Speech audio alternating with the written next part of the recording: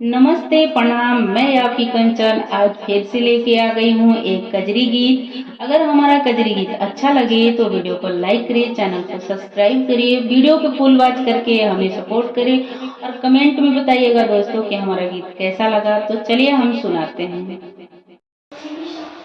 कि हरे रामा रिम झिम पड़े रास बुनिया भीगेला सारी दुनिया रे हरी।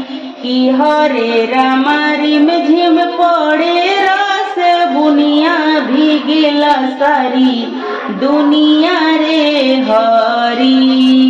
कि हरे रामा रिम झिम पड़े रास बुनिया भीगेला सारी दुनिया रे हरी। एकता में भीगे रामा सीमा पर सिपहिया हो रामा। एकता में भीगे रामा सीमा पर सिपहिया हो रामा। कि हरे रामा दूसरे भीगेला किसनवा की करतरो पनिया रे हरी। कि हरे रामा दूसरे में भीगे किसनवा की करतरो पनिया रे हरी।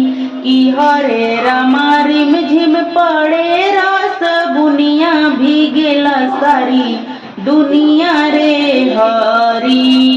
कि हरे रामा रिम झिम पड़े रास बुनिया भीजेला सारी दुनिया रे हरी।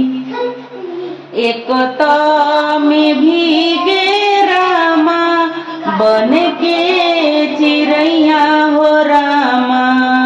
एकता में भीगे रामा बन के चिड़ैया हो रामा।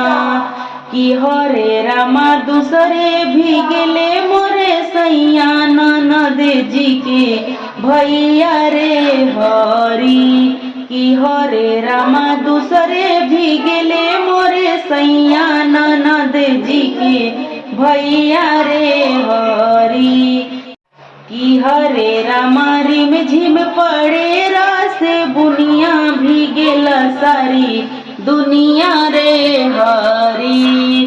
कि हरे रामा रिम झिम पड़े रास बुनिया भीगेला सारी दुनिया रे हरी। एकता में भीगे रामा धानी मोरे चुनरिया हो रामा। एकता में भीगे रामा धानी मोर चुनरिया हो रामा। कि हरे रामा दूसरे चुए ओरियनिया बदरिया छाई रे हरी। कि हरे रामा दूसरे चुए ओरियनिया बदरिया छाई रे हरी।